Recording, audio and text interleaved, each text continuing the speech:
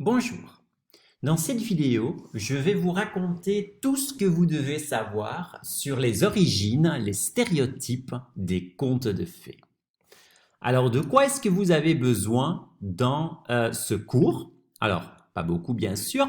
Vous prenez votre cours à la page 44 et 46 et prenez un stylo bien sûr pour prendre des notes de tout ce que je vais vous raconter dans ce cours numérique. Alors, vous êtes prêts? En route. Alors, la première question que nous devons nous poser, c'est quand les contes de fées sont nés en quelque sorte. D'où est-ce que ça vient? Quand est-ce qu'on a commencé à écrire ou à raconter ces histoires des contes de fées?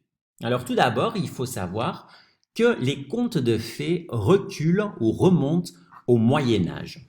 Au Moyen Âge, on a commencé par raconter surtout ces histoires. C'était donc des histoires orales. Au début, c'était donc des histoires qui étaient racontées, pas écrites.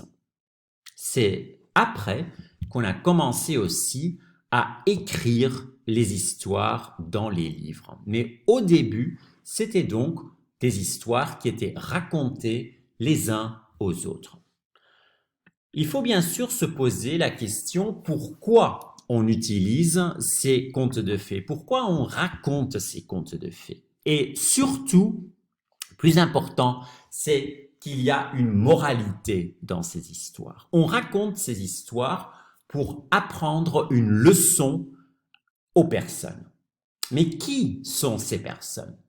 Alors, tout d'abord, il faut savoir qu'on racontait ces histoires aux personnes illettrées.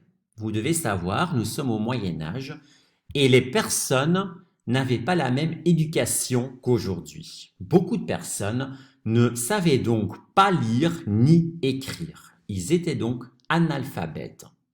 Alors, ils ne pouvaient donc pas lire des livres pour leur éducation. Donc, pour éduquer ces personnes, ces adultes surtout, il fallait raconter des histoires pour leur apprendre ces leçons, ces moralités. Après, on a aussi commencé à raconter ces histoires aux enfants, aussi pour leur apprendre une moralité, mais tout d'abord, donc, c'était surtout destiné aux adultes qui ne savaient pas écrire ni lire. Vous savez qu'au Moyen Âge, c'était seulement pour les riches d'aller à l'école, d'être éduqués, et en plus, surtout pour les garçons.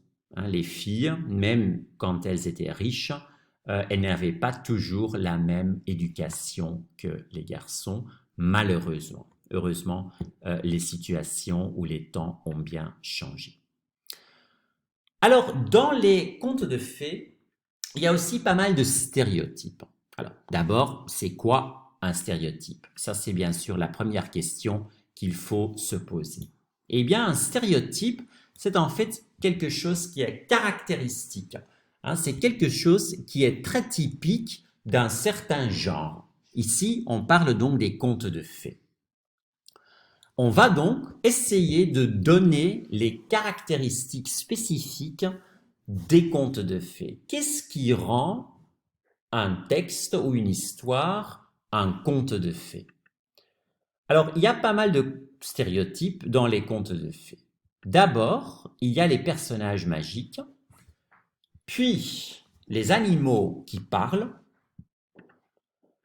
Troisièmement, on a les métiers traditionnels,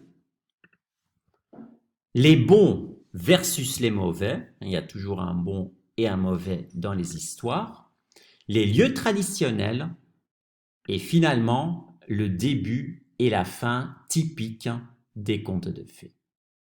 Dans la vidéo suivante, je vais vous expliquer en détail ce que chaque stéréotype veut dire.